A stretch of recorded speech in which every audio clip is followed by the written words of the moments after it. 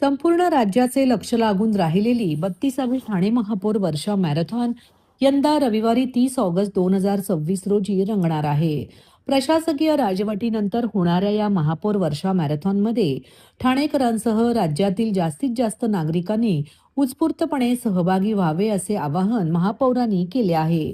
धाव प्रगतीची गतिशील ठाण्याची या घोषवाक्याखाली होणाऱ्या या मॅरेथॉनमध्ये 25,000हून अधिक धावपटू सहभागी होणार असल्याची माहिती महापौर शर्मिला पिंपळकर यांनी झालेल्या पत्रकार परिषदेत दिली.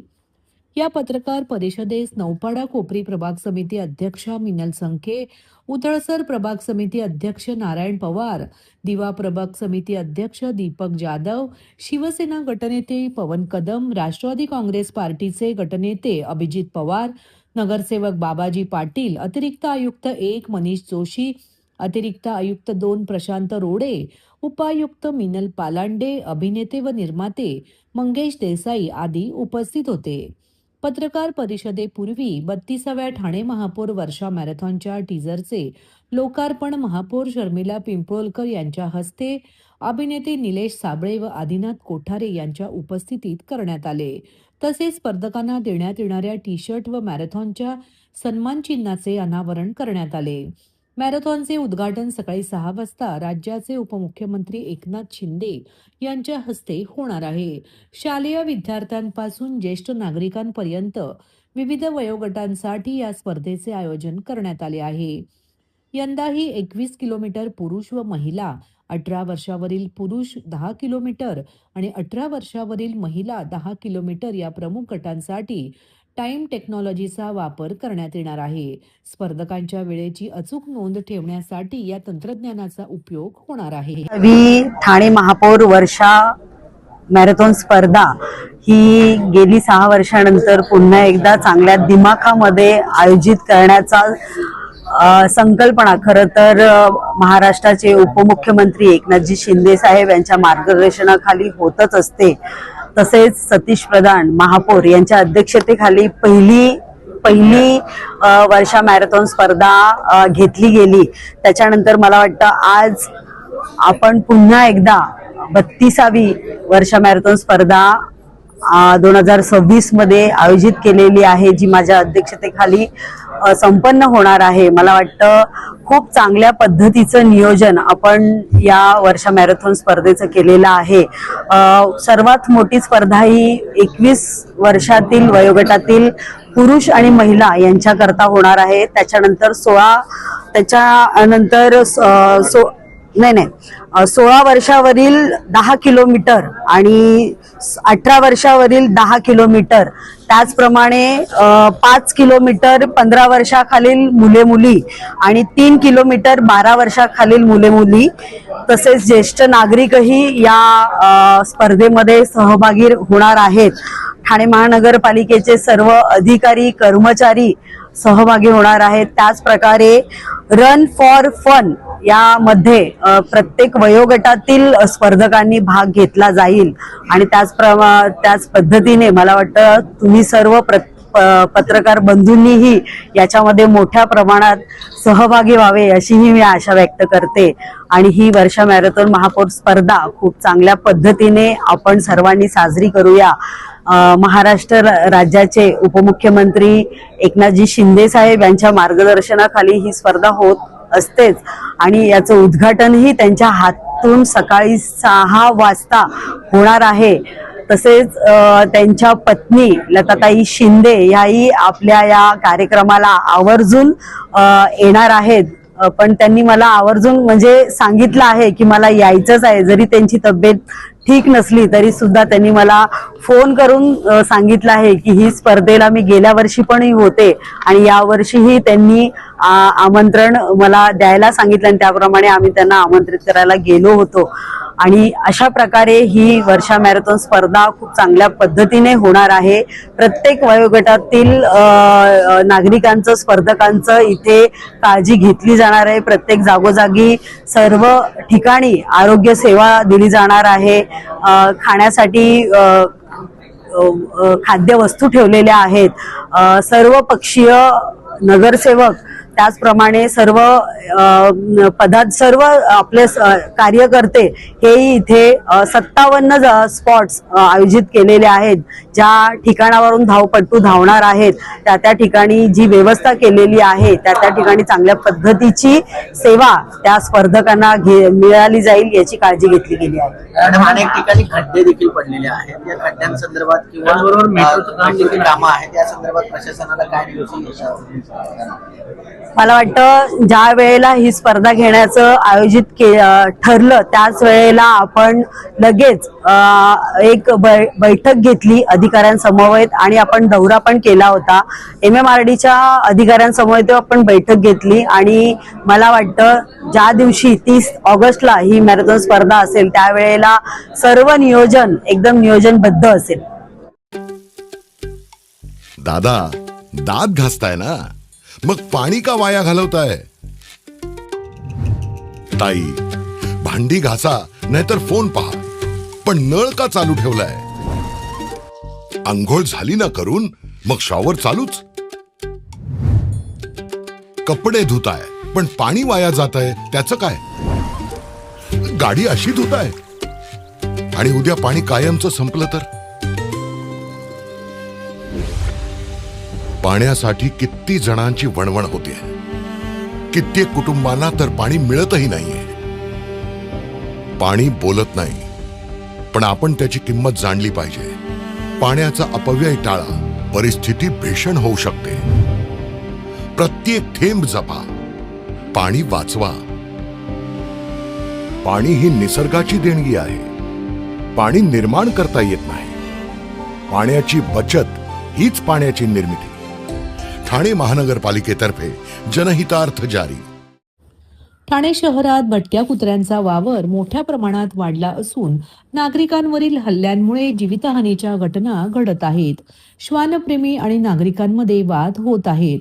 याबाबत आमदार संजय केळकर यांनी पुढाकार घेतला असून सर्वोच्च न्यायालयाच्या निर्देशानुसार महापालिका अधिकारी आदर्श नियमावली तयार करणार आहेत. त्यामुळे भटक्या कुत्र्यांची समस्या बऱ्याच अंशी सुटण्याची चिन्हे आहेत. खोपट येथील भाजपच्या कार्यालयात आयोजित 123व्या जनसेवकाचा जनसंवाद या कार्यक्रमात ठाणे जिल्हा हाऊसिंग फेडरेशन आणि विविध गृहसंकुलातील प्रतिनिधींनी सुमारे 1000हून अधिक सह्यांचे निवेदन आमदार संजय केळकर यांना दिले आहे. या निवेदनानुसार भटक्या कुत्र्यांची वाढती संख्या, हल्ले तसेच श्वानप्रेमी आणि सर्वसामान्य नागरिक यांच्यात होणारे वाद यामुळे ही समस्या अधिक गंभीर झाली आहे. श्वानप्रेमी भटक्या कुत्र्यांना रस्त्यावर आणि गृहसंकुलात कुठेही अन्नपदार्थ टाकत असल्याने भटक्या कुत्र्यांची समस्या अधिक वाढल्याचे नागरिकांचे म्हणणे आहे. याबाबत संजय केळकर यांनी संबंधित अधिकाऱ्यांशी तत्काळ संपर्क साधून सर्वोच्च न्यायालयाने दिलेल्या निर्देशाची आठवण करून दिली. संबंधित अधिकारी याबाबत आदर्श नियमावली तयार करणार असून येत्या शुक्रवारी आयोजित कार्यक्रमात नियमावली सादर होऊन उपाययोजना आणि अंमलबजावणीबाबत चर्चा होणार आहे. याबाबत बोलताना संजय केळकर म्हणाले, भटक्या कुत्र्यांच्या निवाऱ्यासाठी एकमेव जागेचा मुद्दा सोडला तर महापालिकेने अद्याप कोणतेही प्रयत्न केलेले नाहीत. त्यामुळे SOP लागू होईपर्यंत या प्रकरणी पाठपुरावा करणार असल्याचे त्यांनी सांगितले.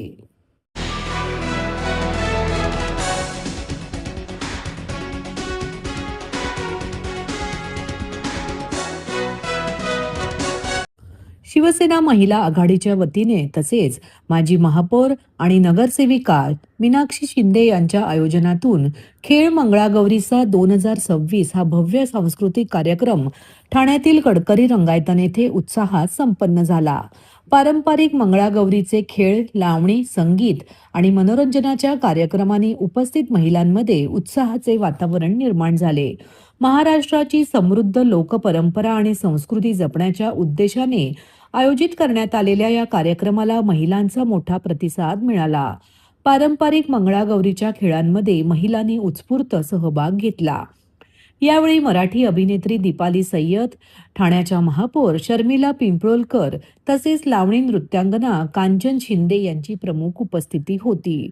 लावणी नृत्याच्या सादरीकरणाने उपस्थितांची दाद मिळवली तर मंगळागौरीच्या पारंपरिक खेळांनी कार्यक्रमात मराठमोळा रंग भरला. महिलांनी संगीत आणि नृत्याचा मनमुराद आनंद घेतला. यावेळी आयोजक मीनाक्षी शिंदे यांनी उपस्थित महिला आणि मान्यवरांचे आभार मानले. महिलांना एकत्र आणण्यासोबतच महाराष्ट्राची पारंपरिक संस्कृती आणि लोककला नव्या पिढीपर्यंत पोहोचवण्याचा प्रयत्न अशा उपक्रमातून केला जात असल्याचे त्यांनी सांगितले. महिलांच्या उत्स्फूर्त प्रतिसादामुळे व सहभागामुळे विविध सांस्कृतिक कार्यक्रमांमुळे खेळ मंगळागौरीचा 2026 हा कार्यक्रम आनंद, उत्साह आणि मराठमोळ्या वातावरणात संपन्न झाला.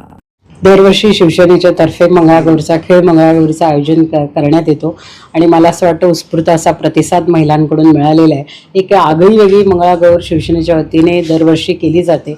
मला असं वाटतं की पारंपरिक वेशात तर महिला येतातच, पण जे पारंपरिक खेळ आहेत ते न खेळता वेगळ्या स्वरूपाचा एक त्यांना आनंद देण्यासाठी हा कार्यक्रमाचं आयोजन केलेलं असतं आणि वेगवेगळे कलाकार त्यांच्या भेटीसाठी येत असतात आणि शिवसेनेच्या माध्यमातून गेली अनेक वर्ष हा कार्यक्रम होतोय आणि खरं तर खूप चांगलं वाटतं की महिलांसाठी हा कार्यक्रम आम्ही दरवर्षी आयोजित करतो आणि महिला त्यासाठी चांगला प्रतिसाद देत आहेत.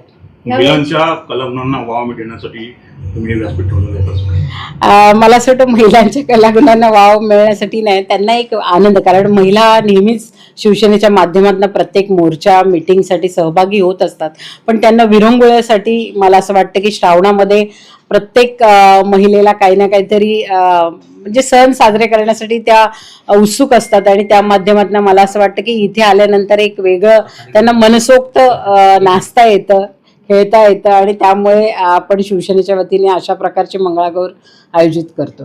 छान, खूपच उत्कृष्ट, कारण त्याचं जेव्हा लीडरशिप खूप स्ट्रॉंग असते ना तेव्हा असा कार्यक्रम होतो. कारण त्याचं कौतुक आहे मीनाक्षीताईंचं, कारण त्यांनी ते सगळं बांधून ठेवलंय आणि मंगळागौर ही नेहमीपेक्षा वेगळी असते, यांची एकदम म्हणजे आधुनिक असते, त्यात सगळ्याच गोष्टी असतात आणि ते बघितल्यानंतर खूप छान वाटतं आणि त्याच्यात आपणही समोरून जातो, आपणही एन्जॉय करतो आणि तेही मी केलेलं आहे.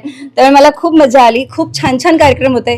कांच्या खूप सुंदर अशी लावणी होती पारंपरिक, ती आपल्याला बघताना छान वाटतं आणि उत्कृष्ट असा कार्यक्रम होता.